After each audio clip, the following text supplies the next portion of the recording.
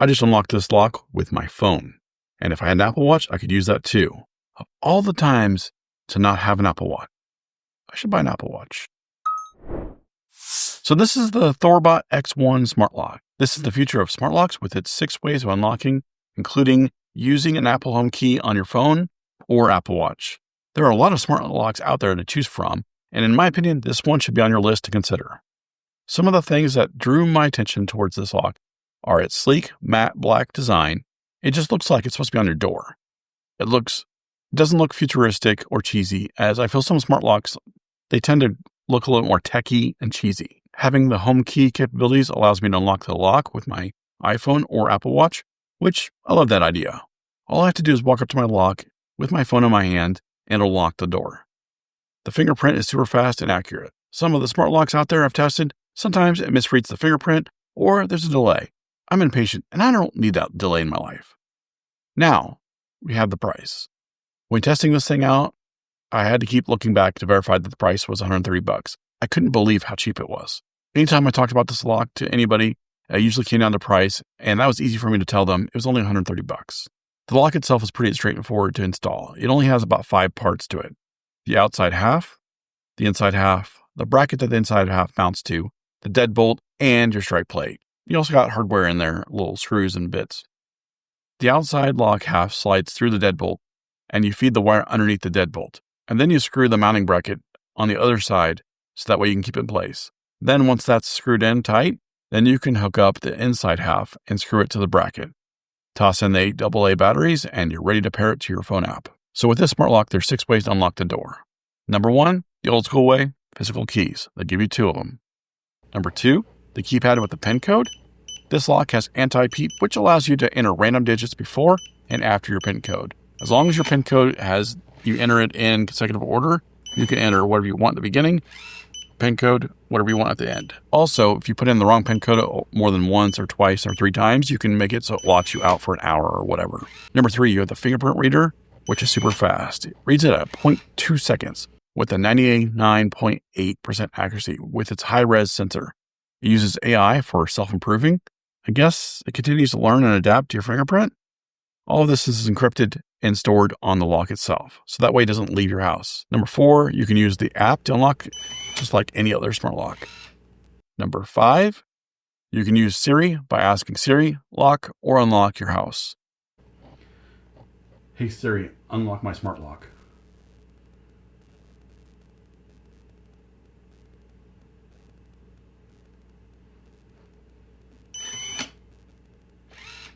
Number 6 is the HomeKey, which you can use your iPhone or Apple Watch to unlock or lock the lock. So this lock has built-in Thread. What is Thread and why Thread? Is that what you're asking? Well, Thread is a low-power, low-latency mesh networking technology that allows smart home devices to communicate directly to the device and directly to each other, creating more robust and reliable network. Why Thread? It doesn't require a hub. It is the best for IoT devices. It uses mesh and is easily scalable. It uses low power and you get real-time responses, all with encrypted security. With the low power usage, the 8 AA batteries typically last about 1 year. If the batteries happen to die, you can use the USB-C port to plug in a battery pack so that way you can power this lock so you can get inside and change the batteries. Not only that, but if you use this HomeKey and your iPhone is dead, you can use the HomeKey in express mode on your phone for 5 hours after it dies. You can do it on the watch as well if you want to. That's pretty cool. Let's take a quick spin through the mobile app and look at more of the features. So here's the lock app. And so we got the Thorbolt smart lock, and it's at my house right now. There's a little radio button right here. You can move to the right. Right now it's locked. You can tap on that and it'll automatically unlock it. But let's go ahead and get into here. And as you can see, it's locked.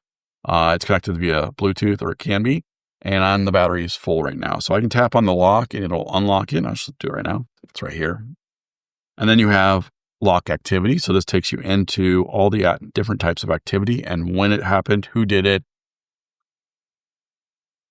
Manage access. So I can manage access. I can give access, fingerprint access to my wife, my kids, cleaning lady. You can give them PIN codes, all that. You can't share the HomeKey unless you have like an Apple HomePod or the Pod Mini or whatever, it has to have that for like a hub, but then you can share the HomeKey. So right now I don't have those things, so I can only have one HomeKey, which is not a huge deal right now. I'm probably going to get the Apple HomePod Mini, so that way I can do that. Also for music for the kids and myself and the wife. So let's go into settings. And right now you can rename it, tell it where the lock is. It's on the right hand or left hand side. Auto lock, it'll auto lock it after so many seconds. Lockdown mode, that's how, if you enter it in wrong, how long to lock it out. Keypad sensitivity, because it's right now, as you can see here, it shows the keypad off and then it's a sensitivity of touching it. Keypad timeout, I got 10 seconds. Anti-peep passcode, we talked about that, turn it on and off. Power, right now it's on batteries. Battery level, feedback sound, time zone, device information, and firmware update, or report any issues or remove it. And that is the app. I mean, you can set up all that. In manage access, you can also set up time frames. You can also, let's go ahead and show you what that looks like. So name it YouTube. That's fine. And then we can do unlimited. We can do limited between times and recurring times and days. We can do one time, like a burn after use type stuff. You can do that real quick if you want one person to get in your house. Maybe they want to put in mail or a box that was shipped to your house and you're out of office. If you're not home for a week or whatever, you can give them one code. So that way, once they put that code in, it's gone, done. So here are my final thoughts. HomeKey sold me on this lock. That and how quick it recognizes my fingerprint. I'd be lying if I didn't say that the price also helps. Being a YouTuber who reviews tech, I'm always asked by a bunch of people, what's the best camera? What's the best lock? What is the best of whatever it is on a daily basis? A lot of times when I recommend things, because I think it's the best or what I really like, are usually on a higher price range. And your average person's budget that's going to spend on these things isn't as high. So it's hard for me to recommend that type of stuff. So when it comes to this, it's easy for me to say, hey, this is what I recommend, and it's $130. Most people out there are willing to spend $130 on this type of technology. Not only that, but I've had a Z-Wave Sledge, I think it's called Sledge, yeah, Sledge lock on my front door for about 9 years since I moved in this house. And to be honest, it's been working really well. And I've been able to program that with Home Assistant, but I think it's time that I'm going to kick that to the curb and replace it with this thing.